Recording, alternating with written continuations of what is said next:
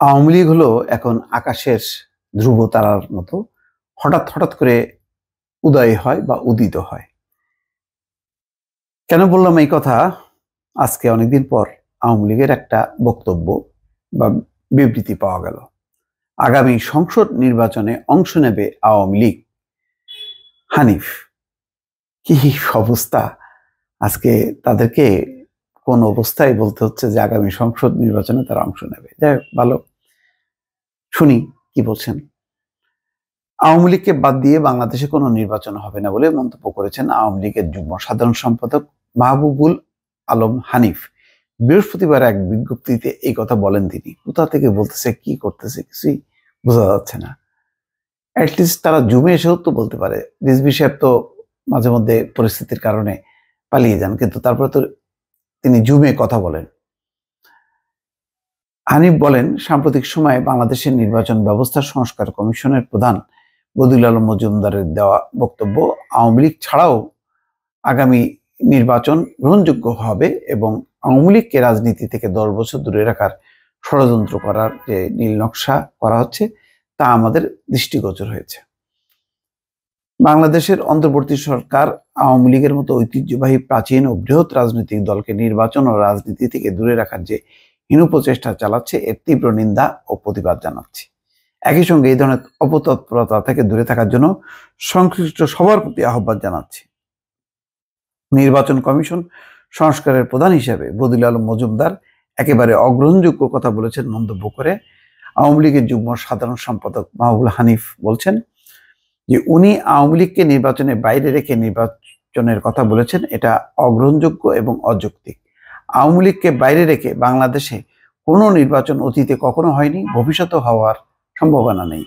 আইয়ুব খানের শাসনামল থেকে শুরু করে প্রতিটি নির্বাচন আওয়ামী লীগ অংশ নিয়ে জনগণের প্রতিনিধিত্ব করেছে। আওয়ামী লীগ এই দেশের মাটি ও মানুষের দল। আওয়ামী লীগের শেকড় এই বাংলার মাটির অনেক গভীরে। এটা তো বোঝাই গেল যে কি পরিমাণ গভীরে, মুহূর্তের মধ্যে হাওয়া। এইটা অন্য সময় বললে মানুষ বিশ্বাস করতো, কিন্তু এখন আর বিশ্বাস করে না। যাই হোক, আওয়ামী লীগের নেতা কর্মীরা বর্তমান প্রেক্ষাপটে কিছুটা বিব্রতকর অবস্থায় রয়েছে উল্লেখ করে তিনি বলেন, এটাও মাথায় রাখতে হবে 1975 সালে জাতির পিতাকে সপরিবারে হত্যার মধ্য দিয়ে যখন আওয়ামী লীগকে নিশ্চিহ্ন করার ষড়যন্ত্র করা হয়েছিল, তখনও এরকম একটা ধাক্কা এসেছিল, সেই আওয়ামী লীগ ঘুরে দাঁড়িয়েছিল। 21 বছর অপেক্ষা করেন, তারপরে ঘুরে দাঁড়াবে। অতএব এবারের ঘটনায় এমন ভাবার কারণ নেই যে এই আওয়ামী লীগ ঘুরে দাঁড়াতে পারবে না। আওয়ামী লীগ আবার অতীতের মতো ঘুরে দাঁড়াবে এবং আগামী সংসদ নির্বাচনে অংশ নেবে। আওয়ামী লীগকে বাদ দিয়ে এই দেশে কোনো নির্বাচন হবে না। কেন? বিএনপিকে বাদ দিয়ে, জামাতকে বাদ দিয়ে, সমস্ত বিরোধী দলকে বাদ দিয়ে নির্বাচন তো হয়েছে, হয়নি? এটা কিভাবে বলে মাহবুবুল হানিফ? তার তাদের আমলের এই 15 বছরের মধ্যে একবারই ওই 2018-তে নির্বাচন করছিল, তার তো মোটামুটি তার মজা বের করে দিছে আর কি, নির্বাচনের মজা। এখন কোন মুখে বলে যে আওয়ামী লীগকে বাদ দিয়ে হবে না, তো অন্যদেরকে বাদ দিয়ে নির্বাচন হবে, এবং সেটা তারা করছে। তো সেটা যদি হয়ে থাকে মানে বিএনপি সহ সমস্ত বিরোধী দলকে বাদ দিয়ে, তো এবার আওয়ামী লীগকে বাদ দিয়েও হবে, সমস্যা কোথায়? পাল্টাপাল্টি না করেন, করুক। আর ওই 75-এর ওই ঘটনা আর 24-এর ঘটনা এক না জানাব। 75-এর তখনও একটা অস্বাভাবিক একটা রাজনৈতিক পরিবেশের মধ্যেই বঙ্গবন্ধু হত্যাকাণ্ডের শিকার হয়েছিলেন। এটা গণ অভ্যুত্থান না, এটা সামরিক অভ্যুত্থান। আর এটা হচ্ছে গণ অভ্যুত্থান, মানুষের একেবারে সক্রিয় অংশগ্রহণে লক্ষ লক্ষ মানুষ।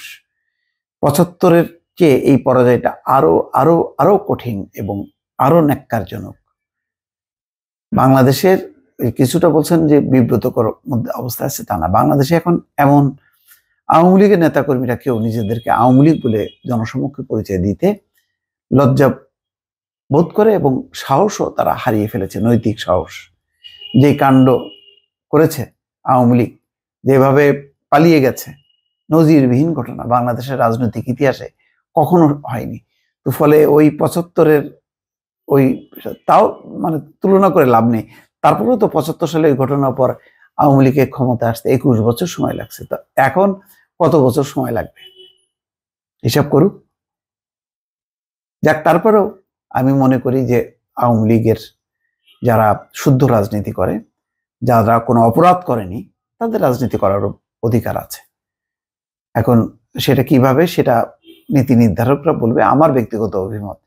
কিন্তু যারা দুর্নীতি লোপাট করেছে প্রত্যেককে হিসাব দিতে হবে যে এত সম্পদ কোথা থেকে আসলো, এত অর্থ কোথা থেকে আসলো। এইটা যারা জবাব দিতে পারবে না, তাদের রাজনীতি করার আসলে অধিকার নেই। শুধু আওয়ামী লীগ কেন, কোনো রাজনীতি করারই অধিকার নেই। আর যারা সত্যিকারে সৎ, তারা আসুক, ওয়েলকাম। আওয়ামী লীগ কেন করতে পারবে না? আওয়ামী লীগের তো অবশ্যই ইতিহাস ঐতিহ্য আছে, সেটা তো বাংলাদেশের রাজনীতির ইতিহাস থেকে কেউ ইচ্ছে করলেও মুছতে পারবে না। দর্শক, ভালো থাকবেন। আল্লাহ হাফেজ।